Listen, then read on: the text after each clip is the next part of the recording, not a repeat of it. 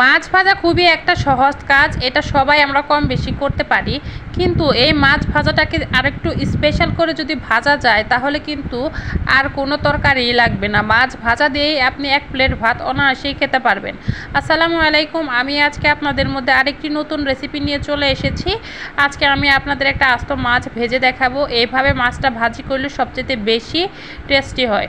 তো আমি একটা প্রথমে আস্ত মাছ নিয়ে নিয়েছি। এটা একটা বড় সাইজের শর্টপুঁটি মাছ নিয়ে নিয়েছি। আমি চাকুর সাহায্যে এটাকে একেবারে ঝুরি ঝুরি করে কেচে নিচ্ছি। দেখতেই পাচ্ছেন আমি কিভাবে এটাকে কেচে নিচ্ছি। এইভাবে আমি দুই পাশে কিন্তু কেচে নেব। এখনও যারা আমার চ্যানেলটিকে সাবস্ক্রাইব করেননি সবাই আমার চ্যানেলটিকে সাবস্ক্রাইব করে বেল আইকনটি অন করে রাখবেন। নতুন নতুন ভিডিও পেতে অবশ্যই সবাই আমার চ্যানেলের পাশে থাকবেন। আর যারা আমার ভিডিওটি এখন দেখছেন সবাইকে অসংখ্য অসংখ্য ধন্যবাদ। তো মাছটা কিন্তু আমি এখন কেচে নিচ্ছি, দেখতেই পাচ্ছেন একেবারে ঝুরি ঝুরি করে কেটে নিচ্ছি। আপনাদের দেখিয়ে দিচ্ছি কিভাবে কেটে নিয়েছি। এইভাবে মাছটা কেচে যদি নেওয়া যায় তাহলে কিন্তু মশলা সব মাছের ভেতরে ঢুকে আর গরম ভাতের সাথে অনেক বেশি টেস্টি লাগে। তো মাছটা আমি কেটে ভালো করে ধুয়ে নিয়েছি। এখন পরিমাণ মতো এখানে আমি লবণ দিয়ে দিচ্ছি, তারপর মরিচের গুঁড়া। রেগুলারভাবে আমরা যেভাবে মাছ ভাজি ওইভাবে আমি মরিচের গুঁড়া, লবণ, হলুদের গুঁড়া দিয়ে দিচ্ছি। নরমালি আমরা হলুদ মরিচ দিয়ে মাছ ভাজি, কিন্তু আজকে আমি ধনিয়ার গুঁড়া, একটু আদা রসুন বাটা দিয়ে এটাকে ভালো করে মেখে নিচ্ছি।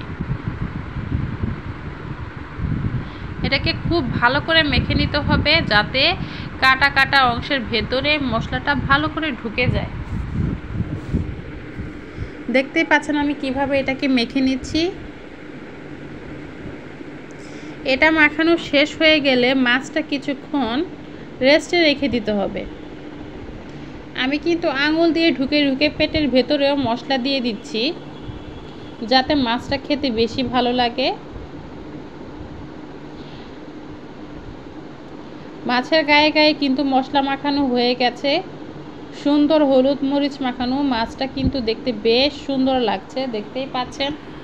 এখন আমি এটাকে রেস্টে রেখে দিয়েছিলাম। এখন গরম তেলে এটাকে ভেজে নেব।